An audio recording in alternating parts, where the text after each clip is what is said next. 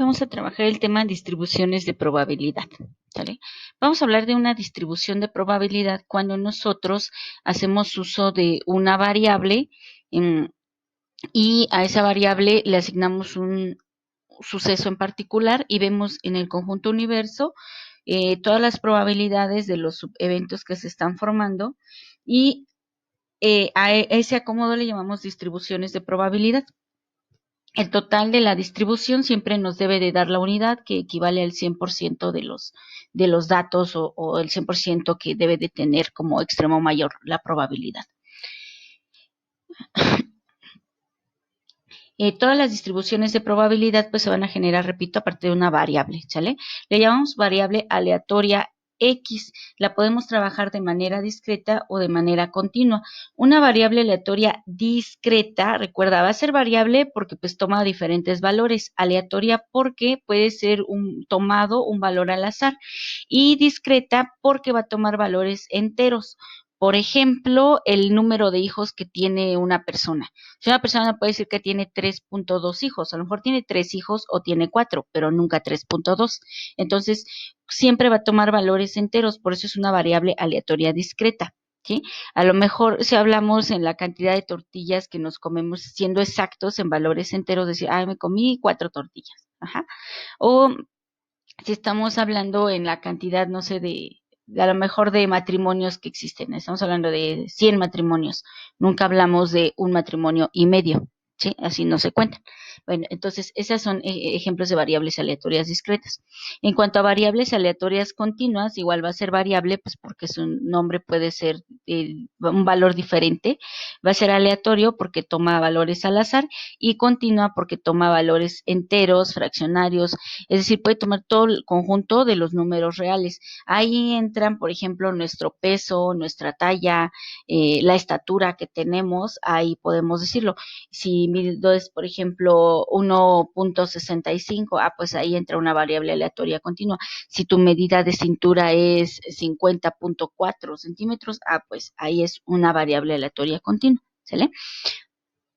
Bueno, vamos a ver 3 tipos de distribuciones discretas, que es la binomial, la Pascal y la de Poisson, y la distribución continua, que es normal. Esa va a ser en otra sesión. Hoy nos vamos a concretar a qué es una distribución de probabilidad únicamente, ¿sale? Entonces vamos a suponer que lanzamos un dado en el espacio muestral y vamos a tener los posibles resultados, U igual a 1, 2, 3, 4, 5, 6. El conjunto universo estaría formado por los eventos de que en la cara del dado caiga un 1, o caiga un 2, o caiga un 3, o un 4, o un 5, o un 6, por ejemplo.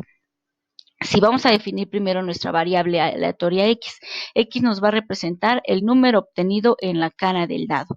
Entonces diremos que la probabilidad de X va a ser la probabilidad de obtener un número determinado en la cara del dado. ¿Sale?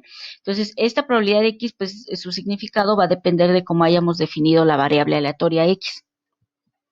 La distribución de probabilidad quedaría en X, o sea, X son el número obtenido en la cara, o sea, de que caiga un 1, su probabilidad sería un sexto, porque hay 1 de 6. De que caiga un 2, su probabilidad sería un sexto, de que caiga un 3, de que caiga un 4, de que caiga un 5 o de que caiga un 6, pues sería de un sexto, porque estamos hablando que es un caso favorable de 6 totales que tenemos aquí en el conjunto universo. Las distribuciones de probabilidad también se pueden graficar. Si las graficamos, tendríamos en el eje de las abscisas, en el eje de las X, tendríamos lo que significa o el valor de la variable aleatoria X. En este caso, mi variable aleatoria toma valores de 1 hasta 6. Y en el eje vertical encontraríamos las probabilidades de que suceda esa variable aleatoria en particular. Sí, en este eje vertical irían las probabilidades. Aquí se parece un poquito ya a lo que habíamos visto en primer semestre. ¿Qué fórmulas vamos a ocupar en una distribución de probabilidad? Pues la fórmula de medio o promedio. Recuerda que este símbolo significa sumatoria y dice la sumatoria de todas las multiplicaciones de las XY por las probabilidades de que sucedan XY. La fórmula de varianza, que es ρ cuadrada igual a este símbolo significa sumatoria y nos está diciendo que es la sumatoria de todos los productos que existen de la diferencia del dato XY menos el promedio, el cuadrado de esa diferencia por la probabilidad de XY. y la desviación estándar, que es la raíz cuadrada de rho cuadrada, y la esperanza matemática. La esperanza matemática, pues, es lo mismo que el promedio visto así en fórmula. Sin embargo, la esperanza matemática la vamos a utilizar cuando estemos hablando de cantidades de dinero en apuestas. La esperanza matemática va a manejar un valor cero cuando sea un juego equilibrado, donde no hay ventaja ni para el que apuesta, ni para la casa que está recibiendo la apuesta. Y si es negativa, quiere decir que el jugador que está apostando se encuentra en desventaja, y si es positiva, se encuentra en ventaja amplia. Y veríamos el pago justo, pues sería ese positivo o ese negativo para que esta esperanza matemática nos diera cero. Bien, vamos a ver un ejemplo en el cual vamos a ocupar aquí las distribuciones de probabilidad obtenidas en el primer caso.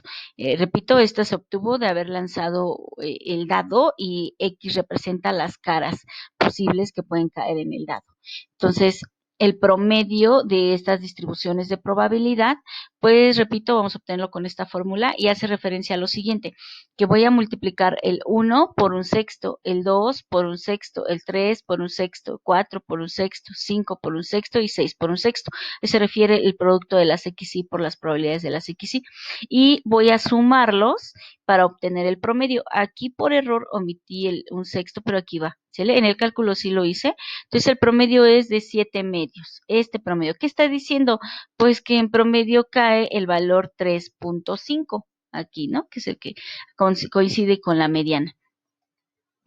Vamos a obtener la varianza. La varianza pues implica la diferencia de esta XY menos el promedio obtenido, y hay que elevarlo al cuadrado. Entonces, cada dato vamos a hacer lo mismo. 1 menos el promedio, lo elevamos al cuadrado y lo multiplicamos por su probabilidad. Más 2 menos el promedio, lo elevamos al cuadrado y lo multiplicamos por su probabilidad.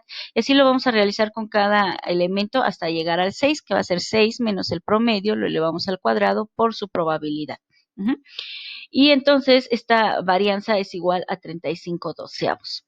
Vamos a obtener su desviación estándar aplicando raíz cuadrada al valor que obtuvimos de la varianza, y diremos entonces que la desviación estándar es de 1.707. Esto nos va a servir para los intervalos de confianza, como lo trabajábamos en el primer semestre. Algo muy importante que aquí debo de recordarles es que la distribución de probabilidad siempre debe de darnos en total 1. Si no da 1, no es una distribución de probabilidad, ¿vale? Bien, vamos a retomar este tema del promedio y la desviación estándar. El promedio en el caso anterior fue de 3.5 y la desviación estándar de 1.707. Recuerda que si ordenamos todos los eventos en una recta numérica, el promedio pues se encontraría aquí entre el 3 y el 4. Bien, entonces hablamos de intervalos de confianza porque recuerda que entre el promedio y una vez la desviación, un más menos la desviación, debemos de tener el 68% de nuestros datos. Entre el promedio y un más menos 2 veces la desviación, el 95%, y entre el promedio y más menos 3 veces la desviación, el 99.7%. Repito, esto es como lo trabajamos en el primer parcial. Entonces, dada esta distribución de probabilidad, pues obtendríamos nuestros porcentajes reales. Estos son los ideales, entonces vamos a obtener los reales. Bien, entre el promedio menos una vez la desviación y el promedio más una vez la desviación, obtenemos los límites 1.79 y 5.20. Recuerda que estaría hablando de que despuesito del 1, entre el 1 y el 2, estoy teniendo valor hasta entre el 5 y el 6. Hasta ahí estoy teniendo el 64% de la distribución de probabilidad, o sea, considerando esta del 2, del 3, del 4 y del 5. Vamos a ver nuestro segundo intervalo de confianza, que va desde el promedio más menos 2 veces la desviación. Obtenemos los valores 0.086 y 6.9. 0 pues está antes del 1 y 6.9 pues obviamente está después del 6. Entonces aquí ya cayó el 100% de nuestra distribución de probabilidad, y obtenemos el tercer intervalo ya nada más por tenerlo completo, ¿no? Pero vemos que entonces esta distribución de probabilidad es confiable, puesto que nuestros datos reales o nuestros porcentajes reales de la distribución de probabilidad no se aleja por mucho del ideal. Incluso ya en el segundo intervalo se tiene el 100% de nuestros datos, que es lo más aceptable posible. Continuando entonces, vamos a suponer un siguiente ejercicio. Una persona lanza al aire 3 monedas, gana 10 pesos si caen 3 soles, 5 pesos si caen 2 soles, 3 pesos si cae un sol y 2 pesos si no cae ningún sol. Obtén la distribución de probabilidad y calcula cuánto debe pagar el jugador para que el juego sea justo. Bueno, primero aquí vamos a visualizar nuestro conjunto o nuestro espacio muestral mediante un diagrama de árbol. Te puedes auxiliar del diagrama de árbol si te complica determinar el espacio muestral. Entonces, esta primeras dos ramas implica lo que sucede en la primera moneda, el siguiente nivel lo que sucede en la segunda y el último lo que sucede en la tercera. Por ejemplo, en la primera moneda puede caer águila, en la segunda águila y en la tercera águila. O en la primera moneda caer águila, en la segunda águila y en la tercera sol. O en la primera moneda caer águila, en la segunda sol y en la tercera águila. O en la primera moneda águila, en la segunda sol y en la tercera sol. Bueno, así vamos analizando las ramas y obtenemos el espacio muestral que está conformando por los siguientes 1, 2, 3, 4, 5, 6, 7, 8. Por 8 elementos, tiene una cardinalidad de 8 este conjunto universo, y vamos a generar nuestra distribución de probabilidad con base a la variable que nos está aquí solicitando. Nos dice que los premios son cuando caen soles. Entonces, X, la variable aleatoria, va a ser el número de soles observados en el experimento, ¿sale? X va a ser el número de soles observados en el experimento. Entonces, obtenemos la distribución de probabilidad. Va a iniciar en 0 porque pues aquí podemos ver que hay un evento, subevento en el cual no hay un sol. Por ejemplo, águila, águila, águila. Ahí hay 0 soles. Entonces, así existe la probabilidad de que caiga 0 soles. De que caiga un sol, pues son 3 de 8 porque aquí tengo 1, 2, 3 elementos que solamente tienen un sol. Y que tengan 2 soles también va a ser 3 octavos porque tengo dos elementos que sería el cuarto elemento, el sexto elemento y el séptimo elemento. Son 3 de un total de 8. Y que tenga 3 soles, pues solo hay una posibilidad, una de 8, que eso implicaría que en la primera cayera sol, en la segunda cayera sol y en la tercera también cayera sol. Si sumo todas las probabilidades de los eventos, debo de tener la unidad, ¿sale? Bueno, continuando aquí, no me lo pidió, pero como un repaso voy a obtener el promedio, la varianza y la desviación. Entonces el promedio va a ser la suma de las multiplicaciones de las xy por las probabilidades de xy, o sea, 0 por 1 octavo, más 1 por 3 octavos, más 2 por 3 octavos, más 3 por 1 octavo, y obtengo que el promedio es de 1.5. Bien, tuve que obtener la varianza, recuerda que es xy menos el promedio elevado al cuadrado por su probabilidad. Entonces 0 menos el promedio lo elevo al cuadrado y lo multiplico por la probabilidad de 1 octavo.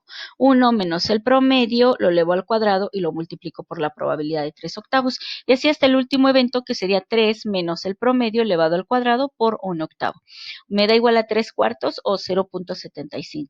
Obtengo entonces la desviación, que sería 0.86. Está implicando que respecto al promedio se está desviando un más menos 0.8, que está implicando pues que puede caer 1.5 veces, ¿no? En promedio cae 1.5 veces un sol. Y bien, ahora sí nos vamos a la esperanza matemática, porque es lo que nos está preguntando. Obtén la distribución de probabilidad y calcula cuánto debe pagar. Si debe pagar, entonces está hablando de una esperanza matemática, porque tiene que incluir el dinero. A esta primera tabla que obtuvimos le vamos a agregar otra donde lleva el símbolo de pesos y esos son los premios que va obteniendo. Dice que si cae 0 soles va a ganar 2 pesos, si cae un sol 3 pesos, si cae 2 soles 3 pesos y si cae 3 soles va a ganar 10 pesos. Bien, entonces vamos a aplicar la esperanza matemática. En este caso va a ser la sumatoria del producto de las XY por las probabilidades de XY, o sea, pero vamos a cambiar este XY por el valor de los pesos. Entonces vamos a decir la posibilidad de que gane 2 pesos por su probabilidad, de que gane 3 pesos por su probabilidad, de que gane 5 pesos por su probabilidad y de que gane 10 pesos por la probabilidad que sería de un octavo. Obtenemos una esperanza matemática de 4 pesos con 50 centavos, que está implicando pues que al ser positiva, el jugador o el apostador está teniendo una ventaja grande. Entonces, lo que debería de pagar la casa de apuestas por cada sol que éste obtenga sería 4 pesos con 50 centavos y eso generaría que este juego fuera justo. Bien, ahora con esta actividad, pues puedes proceder a resolver tu actividad del libro en la página en la página 116, ejercicio 1, ejercicio 2. Y la página 117, ejercicio 3, es el que aquí te presento, ¿sale? Entonces, únicamente vas a trabajar página 116, ejercicio 1 y ejercicio 2. Agrega las gráficas, por favor.